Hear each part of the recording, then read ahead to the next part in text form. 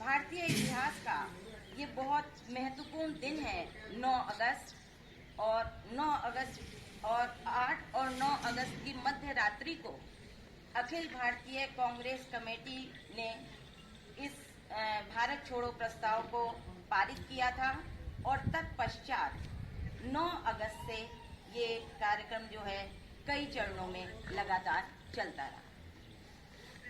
कार्यक्रम पर बोलने से, भारत छोड़ो आंदोलन पर बोलने से पूर्व मैं ये बताना चाहूंगी कि जब भारत में क्रिप्स मिशन आया वो असफल हो गया। इसी बीच द्वितीय विश्व युद्ध छिड़ गया था 1939 से। 1939 के बाद जब जापान धीरे धीरे शक्तिशाली होते हुए सिंगापुर, मलाया, बर्मा और भारत की ओर बढ़ने लगा था, तब गांधी जी ने बार बार अंग्रेजों से भारत छोड़ने के लिए कहा था। लेकिन ये बात अभी पूर्ण रूप से सक्रिय नहीं हो पाई थी। तो 5 जुलाई 1942 को गांधी जी ने हरिजन नामक पत्रिका, जो उनकी पत्रिका थी, उसमें लिखा था कि अंग्रेजों भारत को जापान के लिए मत छोड़ो, बल्कि भारत को भारतीयों के लिए व्यवस्थित रूप से छोड़ दो। इसके बाद 14 जुलाई को वर्धा में एक सम्मेलन हुआ था, उसमें भी उन्होंने अंग्रेजों के सामने भारत छोड़ो का प्रस्ताव रखा। लेकिन ये प्रस्ताव पूर्ण रूप से 8 अगस्त और 9 अगस्त की मध्य रात्रि को पारित हुआ और जैसे ही अंग्रेजों को इस बात का पता चला कि भारत छोड़ो आंदोलन का प्रारंभ होने वाला है, तो उन्होंने अगले ही दिन 9 तारीख को ऑपरेशन जीरो आर कर दिया और जितने भी प्रमुख नेता थे उन्हें गिरफ्तार करने की योजना बनाई। इसी प्रक्रिया में गांधी जी को पूना के आगा खां महल में बंदी बना दिया गया। कांग्रेस कार्य समिति के अन्य सदस्यों को अहमदनगर दुर्ग में बंदी बना दिया गया। जयप्रकाश नारायण जी को हजारीबाग दुर्ग में और डॉक्टर राजेंद्र प्रसाद को पटना की जेल में रख दिया गया। श्री जवाहरलाल नेहरू जी को भी अल्मोड़ा जेल में भेज दिया गया। इसके पीछे सरकार का या अंग्रेजी सरकार का ये उद्देश्य था कि जब ये लोग नेतृत्वहीन हो जाएगी कांग्रेस, तो इनका ये जो आंदोलन था ये पूर्ण रूप से सक्रिय नहीं हो पाएगा।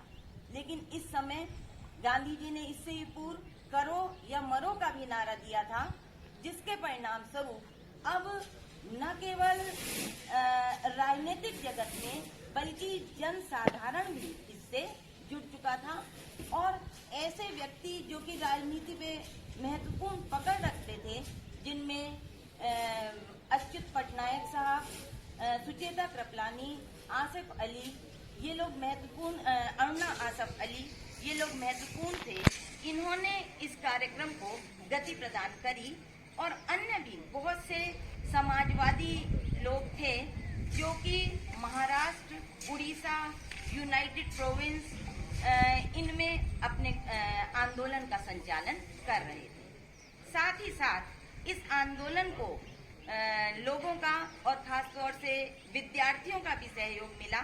विद्यार्थियों ने स्कूल और कॉलेजों को बंद करवा दिया और पब्लिक के लोगों ने कार्यालयों को भी बंद करवा दिया, जिसका परिणाम ये हुआ कि इलाहाबाद यूनिवर्सिटी, बनारस यूनिवर्सिटी, काशी विद्यापीठ और पटना की जो यूनिवर्सिटी थी, वहाँ के लोग जो थे वो पूर्ण रूप से आंदोलन में उतर गए और अब ये आंदोलन जो था ये एक जन आंदोलन बन गया, जिसके परिणाम स्वरूप अंग्रेजों के लिए इसे दबाना मुश्किल हो गया।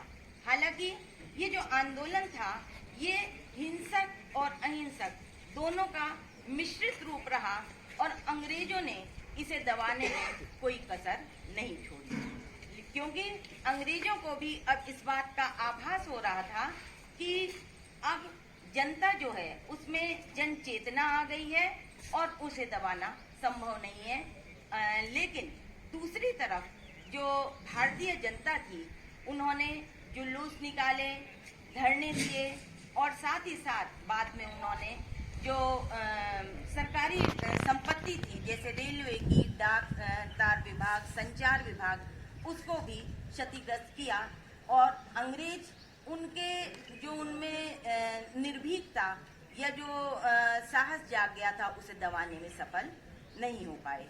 हालांकि क्योंकि अंग्रेजों के पास शक्ति थी, तो उन्होंने इस आंदोलन को दबाया और ये आंदोलन 1942 का ये जो आंदोलन था, ये पूर्ण रूप से सफल नहीं हो पाया।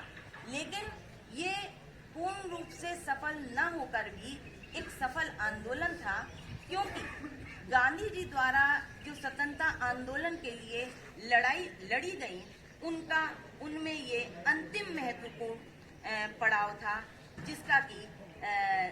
जिसे कि लोगों का समर्थन प्राप्त हो गया था। और इसके साथ ही साथ न केवल भारत के स्तर पर, वरन चीन के जनरल चियांग काई शेक ने भी अमेरिका के राष्ट्रपति रूजवेल्ट को इस संबंध में एक पत्र लिखा था, और उन्होंने कहा था कि अब अंग्रेजों के लिए भारत को छोड़ने का अवसर आ गया है। साथ ही साथ सरदार वल्लभ भाई पटेल ने भी ये कहा था कि ये जो आंदोलन है, अभी तक जितने भी ब्रिटिश साम्राज्य के विरुद्ध जितने भी आंदोलन हुए हैं, उनमें ये सबसे महत्वपूर्ण आंदोलन है।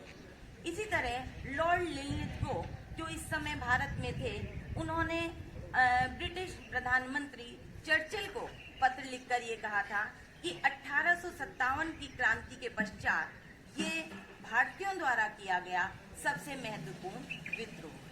तो इस प्रकार हम देखते हैं कि चाहे ये आंदोलन उस समय पूर्ण रूप से सफल नहीं हो पाया, लेकिन इसने भारतीय स्वतंत्रता की नींव रख दी और अंग्रेजों को ये सोचने के लिए विवश होना पड़ा कि अब भारतीयों को स्वतंत्र करना होगा, और ये जो चेतना भारतीयों में जागृत हो गई है, उसे दबाना संभव नहीं है।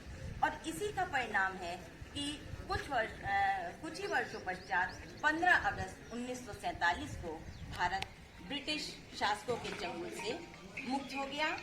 अब ब्रिटिश स्वतंत्रता प्राप्ति के पश्चात हमारा और आपका सबका ये कर्तव्य है कि हम इस स्वतंत्रता को अक्षुण्ण रखें, हम हमेशा संगठित होकर रहें, क्योंकि जहाँ संगठन है वहीं शक्ति है। अगर हम जरा सा भी किसी क्षेत्र में अलग होने का प्रयास करते हैं, तो अन्य ताकतें हम पर हावी होने का प्रयास करती हैं। तो हमारा सबका ये कर्तव्य है कि हम स्वतंत्रता सेनानियों द्वारा दिए गए बलिदान को याद करते हुए उनके तप को, उनकी तपस्या को साकार रूप दें और देश को प्रगति के पथ पर लेकर चलें।